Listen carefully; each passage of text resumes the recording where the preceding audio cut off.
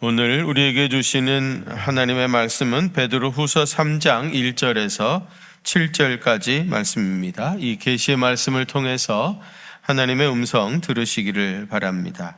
사랑하는 자들아, 내가 이제 이 둘째 편지를 너희에게 쓰노니 이 두 편지로 너희의 진실한 마음을 일깨워 생각나게 하여 곧 거룩한 선지자들이 예언한 말씀과 주 되신 구주께서 너희의 사도들로 말미암아 명하신 것을 기억하게 하려 하노라.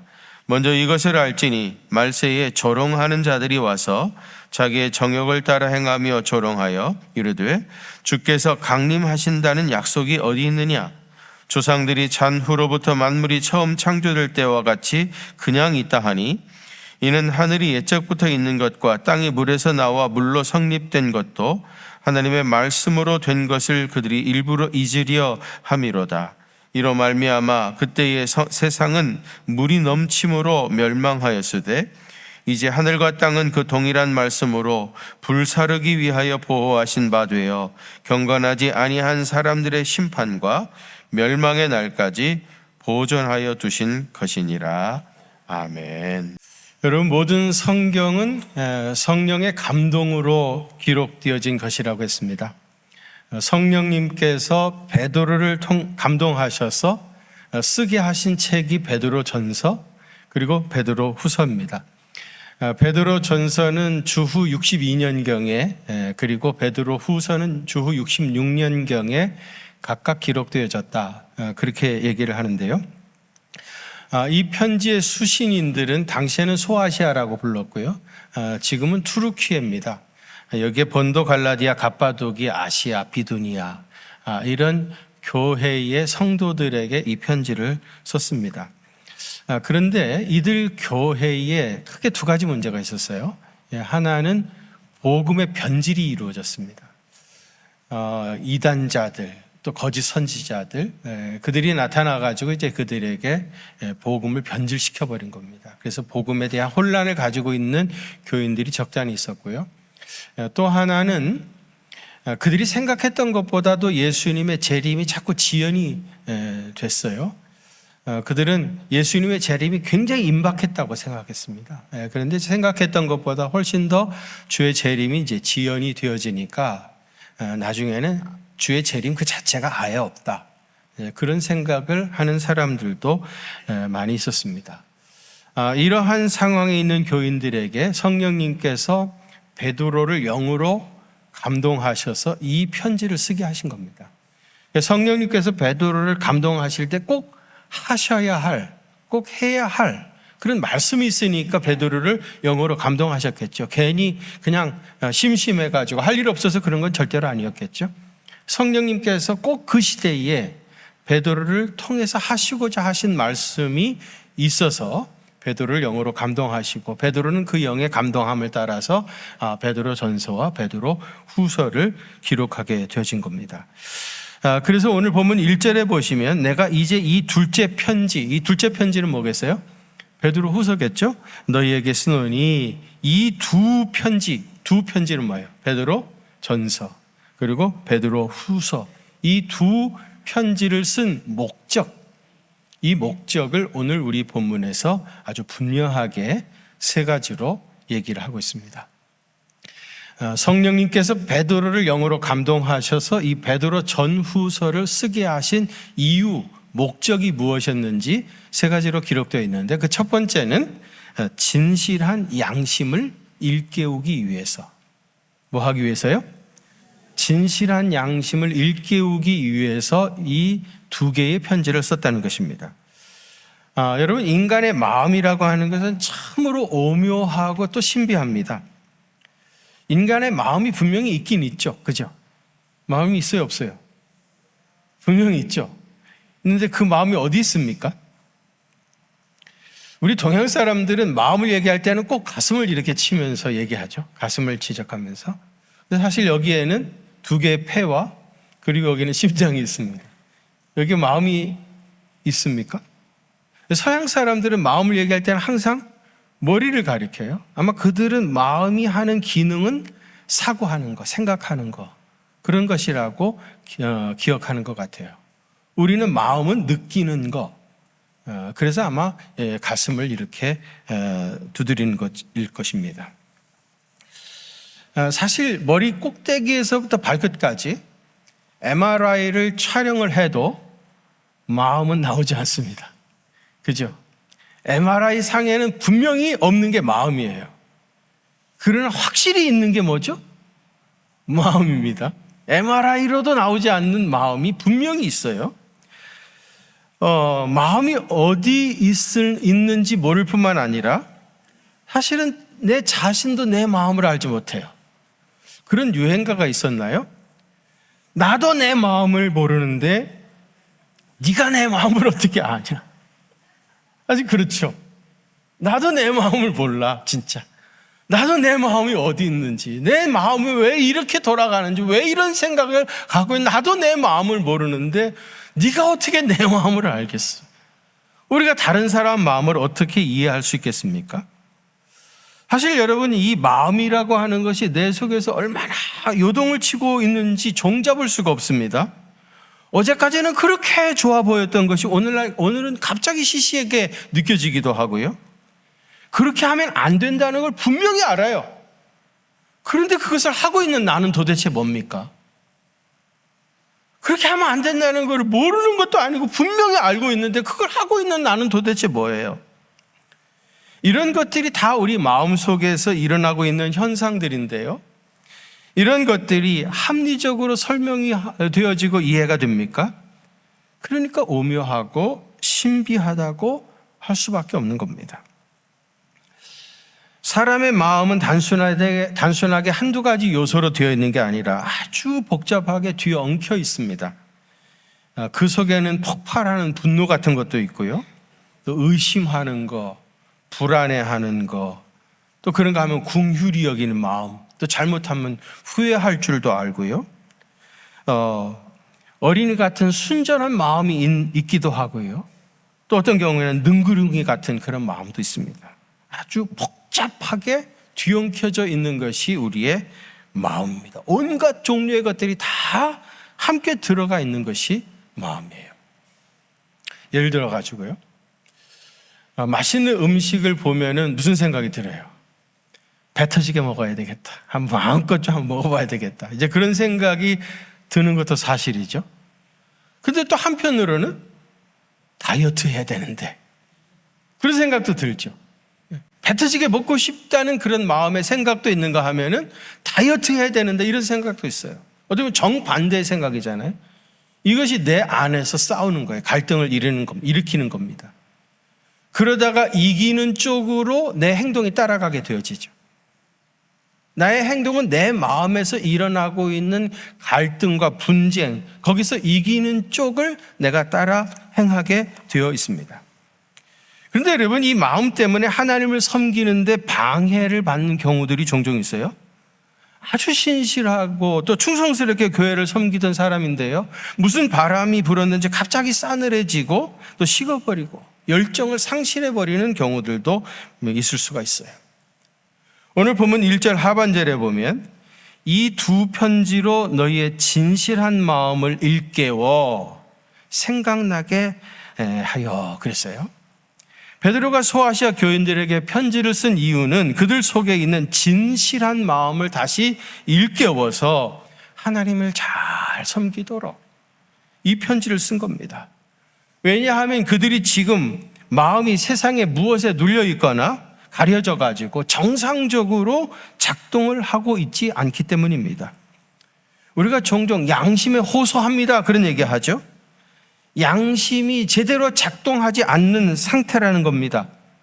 자신의 어떤 이익이라든지 아니면 외부의 어떤 압력을 받아가지고 올바른 선택을 하지 못하고 있을 때 양심의 호소에서, 즉 잠자는 양심을 일깨워서 그 양심을 따라 올바른 선택을 하라고 촉구하는 것입니다.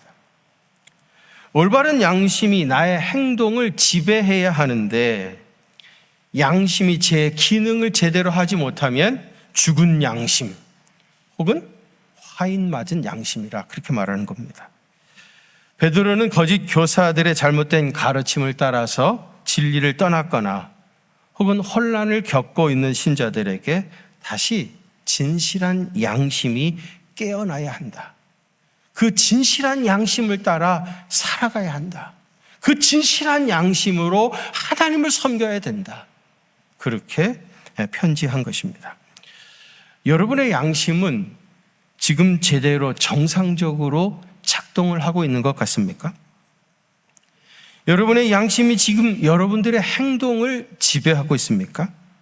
아니면 화인 맞은 양심이 여러분의 삶을 지배하고 있습니까?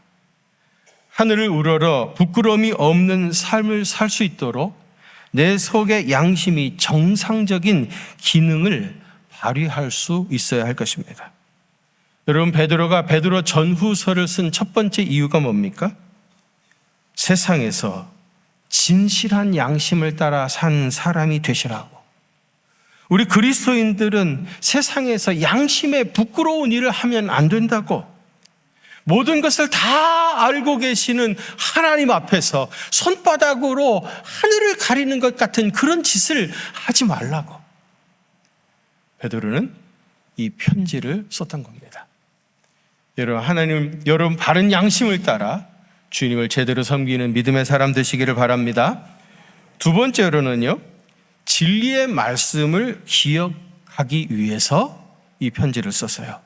2절 말씀 한번 같이 봉독하실까요? 2절입니다. 시작. 곧 거룩하신 선지자들이 예언한 말씀과 주 되신 구주께서 너희의 사도들로 말미암아 명하신 것을 기억하게 하려 하노라. 아멘. 여기 보시면 거룩한 선지자들이 예언한 말씀이 뭘까요? 구체적으로 구약 성경이죠. 구약의 선지자들이 예언했던 말씀들, 구약 성경입니다. 그 다음에 사도들로 말미암아 명하신 것은 뭐겠어요? 사도들이 기록한 책은 뭐예요? 신약 성경이죠. 그러니까 신구약 성경을 말씀하고 있는 겁니다. 그러면 신구약 성경이 한결같이 말하고 있는 게 뭡니까?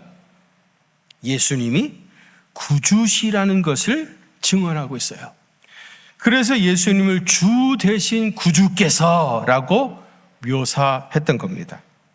베드로가 이 편지를 쓴 가장 결정적인 이유도 예수님이 구주시라는 이 사실을 증언하기 위함입니다. 예수가 구주시다. 예수님이 우리의 구주이시다. 이것이 여러분 창세기부터 시작해가지고 요한계시록까지 성경 전체에서 가장 확실한 진리입니다. 성경이 처음부터 끝까지 계속해서 고백하고 있는 건 뭡니까? 예수가 우리의 구주시다. 예수님이 나의 구주시다. 그것을 고백하고 있는 책이 성경입니다. 빌라도 앞에서 예수님께서 나는 진리에 대하여 증거하기 위하여 왔다, 그렇게 말씀하니까 빌라도가 그 말을 받아가지고 되묻습니다. 당신이 말하는 진리가 무엇이요? 그렇게 되물었어요. 여러분들이 생각하는 진리가 무엇입니까? 무엇이 진리입니까? 여러분, 세상 사람들은요, 있는 것을 그대로 말하는 것이 진리다, 그렇게 얘기해요. 있는 것을 그대로 말하는 것. 그래서 여러분, 요즘 아주 중요한 단어 중에 하나가 뭐예요? 팩트 체크입니다. 누가 무슨 얘기를 하는데, 무슨 일이 일어났다고 하는데 이게 진짜 그런 것인가? 진짜 그대로 일어났는가? 있는 것을 그대로 말하고 있는가? 이 팩트를 체크해야 하는 것이 굉장히 중요한 문제가 됐어요. 왜냐하면 세상에는 거짓이 너무 많기 때문이죠. 예를 들어가지고요, 어느 날 여러분들의 전화기에, 핸드폰에 동영상으로 말입니다, 문자가 아니까 동영상으로 제가 나와가지고 제 목소리로 제 제스처를 하면서 똑같이 하면서 사랑하는 성도 여러분, 제가 해외 여행 중에 지갑을 잊어버려가지고 오고 가지도 못하게 됐으니까 나한테 돈을 좀 빨리 보내주십시오. 그렇게 동영상입니다. 제 얼굴이 나와가지고 하는 거예요. 그런 동영상이 와도 절대로 없는 살림에 비껴가지고 저한테 보내지 마시고요. 보내지 마세요. 이게 페이크입니다. 여러분, AI가 마음만 먹으면 1분 안에 만들어낼 수 있는 페이크예요. 내 얼굴과 음성, 표정 캡처해가지고 자기가 쓴 글을 그대로 읽게 하는 거예요. 1분 안에 할 수 있는 거예요. 그러니까 여러분, 이 세상에 얼마나 거짓이 난무하고 있는지 누구도 상상할 수 없습니다. 그래서 누가 뭐라고 한다고 해가지고 다 믿으면 큰 망신을 당합니다. 세상에 이렇게 되고 보니까 세상 사람들이 말하는 진리라는 것은 일어난 일을 일어났다고 말하고 사실을 사실이라고 말하는 것이 진리라고 생각하는 겁니다. 그렇다면 여기서 말하는 진리의 기준이 뭡니까? 진리의 기준, 자기 자신의 관찰이죠. 자기 자신의 관찰이에요. 자기 눈으로 보고 확인된 사실만이 진리라고 생각하고 인정하는 것입니다. 이것이 세상 사람들이 지금 말하고 있는 진리예요. 인정하십니까? 세상 사람들은 그것을 진리, 내 눈으로 확인하고 내가 보고 그것만을 진리라고 얘기하는 거예요. 그런데 성경에서 말하는 진리는 전혀 다른 차원의 것입니다. 성경에서는 예수님이 그 진리 자체이고요, 성령님이 진리이시고 성령의 감동을 받아서 기록되어진 이 성경책이 진리라고 말하고 있는 거예요. 세상 사람들은 자신의 관찰을 근거로 해가지고 그것이 진리다, 거짓이다 그렇게 말한다면, 우리 교회에서 말하는 진리는 뭐예요? 예수님이 진리이시고요, 성령님이 진리이셔요. 요한복음 14장 6절에 보시면 예수께서 가라사대 내가 곧 길이요, 그 다음 뭐예요? 진리요. 예수님이 진리입니다. 요한일서 5장 7절에도 보면 증거하시는 이는 성령이시니, 성령은 뭐라고요? 진리라. 예수님이 진리이시고 성령님이 진리이시고요, 진리의 영이신 성령님의 감동을 받아서 기록되어진 이 성경 말씀이 진리입니다. 우리 예수 믿는 사람들은 이것을 진리라고 고백해요.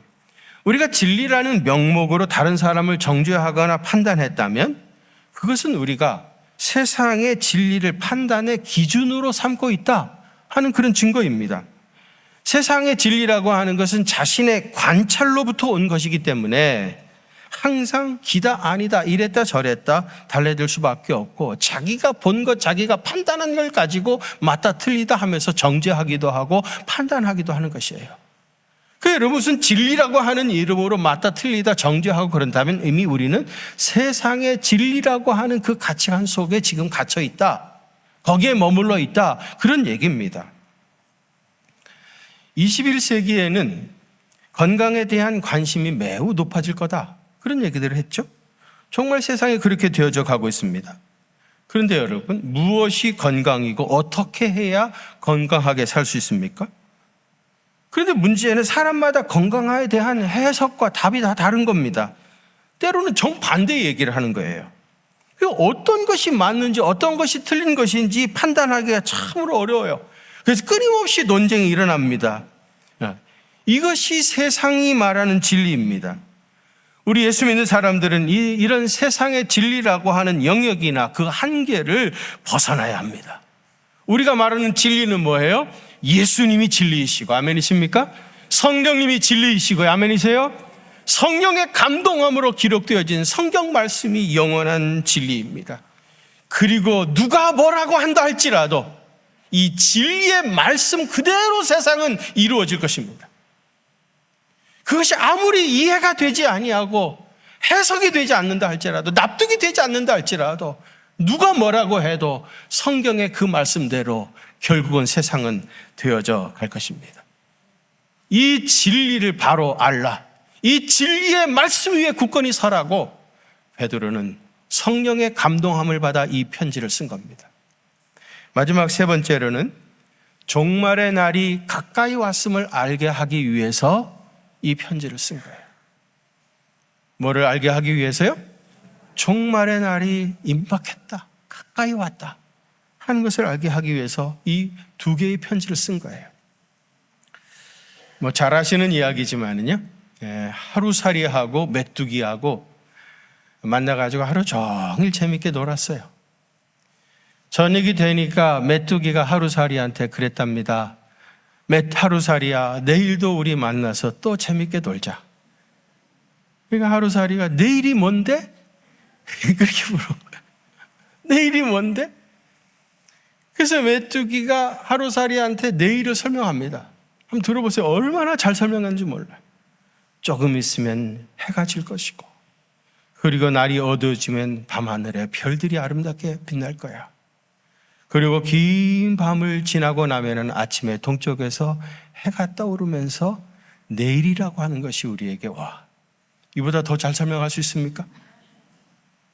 그런데 하루살이는 그렇게 잘 설명을 해줘도 내일이라는 말을 이해할 수가 없는 거예요. 이번에는 이 메뚜기가요, 개구리하고 만나가지고 여러분 내내 재밌게 잘 놀았어요. 그리고 헤어지면서 이번에는 개구리가 메뚜기한테 야 메뚜기야 내년에도 우리 만나가지고 재밌게 놀자. 그러니까 이번에는 메뚜기가 내년이 뭔데? 그렇게 물어보는 거예요.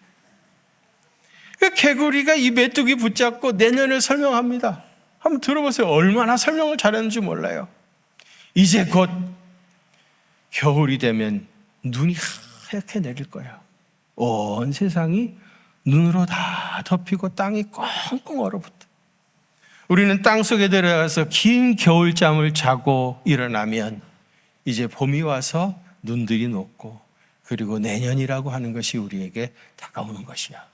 이보다 더 잘 설명할 수 있습니까? 그런데 메뚜기는 그렇게 잘 설명해도 내년이라는 말을 이해할 수가 없었어요. 하루살이는 내일을 모르고 메뚜기는 내년을 모르기 때문에 아무리 잘 설명해도 그것을 믿을 수도 이해할 수도 없었습니다. 그러나 분명한 것은 뭐예요? 하루살이와 메뚜기가 믿지도 이해할 수도 없다 할지라도 내일도 있고 내년도 있습니다. 영적인 세계도 마찬가지입니다. 사람들은 내가 경험해 보지 못했다고 해서 이해할 수도 없고 믿을 수도 없다고 하지만 그럼에도 불구하고 분명히 내일도 있고 내년도 존재하는 것처럼 종말도 있고 천국도 있습니다. 세상 사람들은 예수님이 다시 오시는 것에 대해서 별로 관심이 없습니다. 새 하늘과 새 땅에 대해서도 별로 흥미를 느끼지 못합니다. 오히려 세상 사람들은 예수님의 재림에 대해서 우리 보고 그걸 믿으라고 하느냐? 그러면서 비웃거나 조롱합니다. 세상 사람들이 이렇게 조롱하는 이유는 그들이 하나님을 모르기 때문입니다. 성경이 진리의 말씀인 것과 하나님의 말씀대로 그대로 이루어진다는 사실을 알지 못하기 때문입니다. 그래서 세상 사람들은 어떻게 살아갑니까? 오늘 보면 3절에 보시면 자기 정욕을 따라 행하며 라고 했어요. 육신의 욕심을, 욕망을 쫓아 살아간다는 겁니다. 그들은 하나님 나라에 대한 소망이 없습니다. 천국에 대한 믿음도 없습니다. 그냥 내가 살고 있는 이 세상이 전부입니다. 내가 죽은 후에 세상이 어떻게 되든 전혀 상관이 없습니다. 궁금하지도 않고 알고 싶지도 않습니다. 그러니까 오직 이 세상에서 먹고 마시고 사는 일에만 힘을 쏟는 겁니다. 한마디로 내 욕망을 따라 마음껏 즐기며 사는 것입니다. 야고보서 4장에서 세상의 정욕에 대해서 이렇게 설명했어요. 너희 중에 싸움이 어디로부터, 다툼이 어디로부터 나느냐? 여러분, 싸움과 다툼이 늘 일어나는데 그게 어디서부터 오는 줄 아십니까? 너희 지체 중에 싸우는 정욕으로부터 나는 것이니라 그래서요. 다툼과 싸움이라고 하는 것이 근본적으로 인간의 정욕에서부터 온다는 겁니다. 인간적인 정욕, 세상의 욕망 이런 것 때문에 모든 싸움이 일어나고 있습니다. 여러분, 욕심이라는 것은 채울 수가 없어요. 욕심을 적당히 잘 절제해야 하는데 그렇게 할 수 없는 게 욕심입니다. 돈을 벌어야 되겠다 그런 마음은 갖기 쉽지만은 이만하면 됐다. 이제 그만 벌어야지. 그런 생각을 갖기는 쉽지 않습니다. 그래서 성경은 뭐라고 그래요? 욕심이 잉태한 즉 죄를 낳고 죄가 장성하면 사망에 이른다 그랬습니다. 내 마음속에 있는 욕심이나 정욕을 따라 행하는 것은 다 세상 사람들이 하는 일입니다. 세상 사람들은 예수님의 재림을 조롱한다고 했습니다. 정욕이 세상에 속한 것이라면 재림은 내세에 속한 것입니다. 그러므로 땅의 것만 생각하는 사람은 예수님의 재림을 조롱합니다. 천국이 뭐 필요하냐? 그냥 잘 먹고 잘 살면 되는 거지. 그렇게 얘기하면 그 말이 맞다고 고개를 끄덕끄덕거리면서 수긍하고 동의합니다. 4절 보십시오. 세상 사람들의 논리가 무엇인 줄 아십니까? 거기 보면 주께서 강림하신다는 약속이 어디 있느냐? 조상들이 잔후로부터 만물이 처음 창조할 때와 같이 그대로 있지 않느냐? 여러분, 세상 사람들이 주의 재림을 부인하는 근거가 이거예요. 주께서 강림하시고 세상의 종말이 이루어진다면 이 세상은 심판을 받아 없어지든지 어떻게 되든지 할 것인데 아무리 지금 기다려봐도 아무 일도 일어나지 않지 않느냐? 조상들이 잔후로부터 만물이 처음 창조될 때와 그대로 똑같이 되어지고 있지 않느냐? 그러니 무슨 종말이 있느냐? 그런 얘기입니다. 원래부터 그대로 되어지고 있는데 무슨 종말이 있냐? 그런 얘기죠. 이런 종말은, 이런 조롱들은요, 오늘 우리도 얼마든지 접할 수 있습니다. 예수님이 다시 오시고 역사는 종말을 맞으며 세상은 불에 타 없어질 것이라고 한다면 현대인들이 이거 너무 비현실적이다, 비과학적이다, 그런 얘기를 할 겁니다. 과학자들의 추정에 의하면 이 지구라고 하는, 이 우주라고 하는 것이 46억 광년에 걸쳐가지고 만들어졌다는 겁니다. 우리가 상상할 수도 없는 어마어마한 시간에 걸쳐가지고 이 지구, 이 우주가 만들어졌는데 어느 날 하루아침에 갑자기 그 우주가 없어지겠느냐? 그런 얘기입니다. 그러나 여러분, 지금까지 아무 일이 없었다고 해서 앞으로도 아무 일이 없을 것이다라고 누가 장담할 수 있겠습니까? 내 나이 되도록 나는 교통사고 한 번도 당하지 않았으니까 앞으로 나는 절대로 교통사고 당하지 않을 것이다. 누가 장담할 수 있습니까? 내 나이까지 한 번도 나는 아픈 적이 없으니까 앞으로도 나는 절대로 아프지 않을 것이다. 누가 장담할 수 있습니까? 여러분, 지금까지 한 번도 이루어지지 않은 일이라 할지라도 하나님께서 행하시면 얼마든지 우리가 상상할 수 없었던 일들이 일어날 수 있습니다.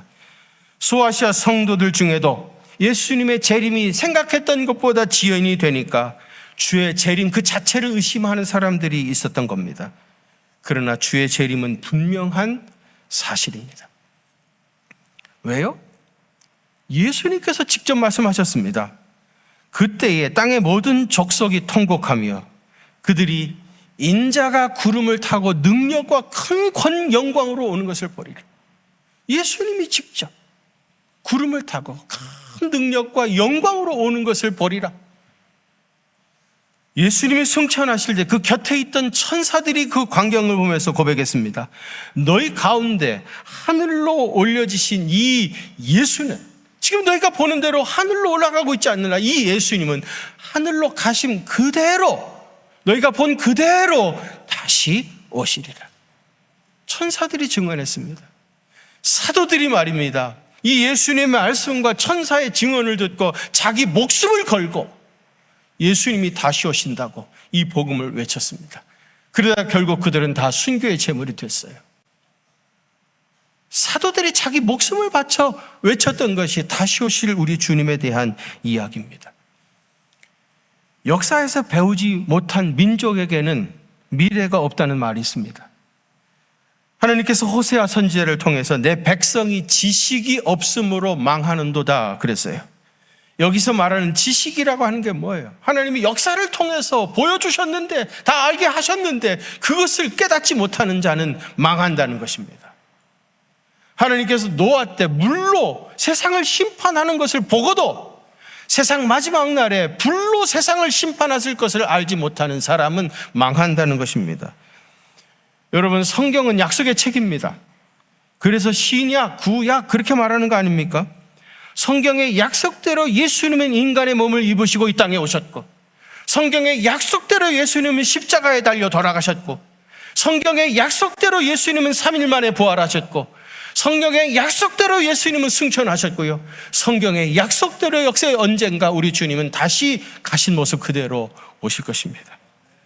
이 사실을 구약 성경에서만 1845번에 걸쳐서 예언을 했고요, 신약 성경에서 318번에 걸쳐가지고 이 사실을 예언했습니다. 이 약속은 반드시 이루어질 것입니다. 성령님께서 베드로를 영으로 감동하신 이유가 뭡니까? 주의 재림이 지연되고 있다고 그렇게 보이는 것 같다 할지라도 종말론적 신앙을 가지고 살라. 이 말씀을 하시고자 베드로를 영으로 감동하신 겁니다. 여러분, 오늘 밤 12시에 주님 오신다면 여러분들은 이 남은 시간을 어떻게 사용하시겠습니까? 무디 선생님에게 제자들이 물었다고 그래요. 선생님, 오늘이 마지막 날이라면 어떻게 사시겠습니까? 무디 선생님이 뭐라고 대답한 줄 아십니까? 나는 어제와 똑같이 살겠다. 깊이가 느껴지는 말 아닙니까? 나는 어제와 똑같이 살겠다. 무슨 말입니까? 무디 선생님은 매일 이날이 내 생의 마지막 날이라고 평생을 그렇게 살아왔던 거예요. 어제와 똑같이 살아도 주님 다시 오셔도 조금 더 당황하거나 망설이거나 그럴 이유가 없는 거예요. 늘 그는 깨어서 이날이 내 생의 마지막 날이라고 생각하면서 그렇게 살았어요. 여러분, 지금 여기서 우리 주님이 오신다 할지라도 조금도 당황하거나 망설이지 아니하고 다시 오실 주님을 맞이할 수 있는 깨어있는 그리스도의 제자들 되시기를 바랍니다. 그래서 주님이 내미신 손 붙잡고 영광스러운 하나님 나라에 가서 우리 주님이 예비하신 그 영광의 면류관, 그 당당한 주인공 다 되시기를 주님의 이름으로 축원합니다.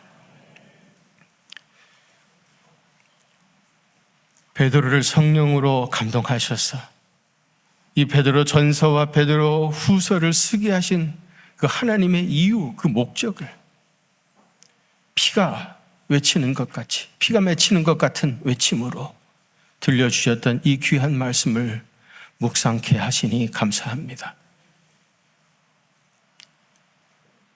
이 예언의 말씀을 소멸치 않게 하여 주시옵시고 오늘이 내 생의 마지막 날인 것처럼 불타는 열정으로 주님을 섬기며 하나님을 닮아가는 믿음의 사람 되게 하여 주옵소서. 이제는 우리 구주 예수 그리스도의 그 크신 은혜와 하나님 우리 아버지의 무한하신 사랑하심과 성령님의 위로하심과 교통하심이 우리 경기중앙교회 사랑하는 성도들과 또 저들의 가정과 그 생업의 현장들 위에 이제로부터 영원토록 함께 계시옵기를 간절히 축원하옵나이다. 아멘.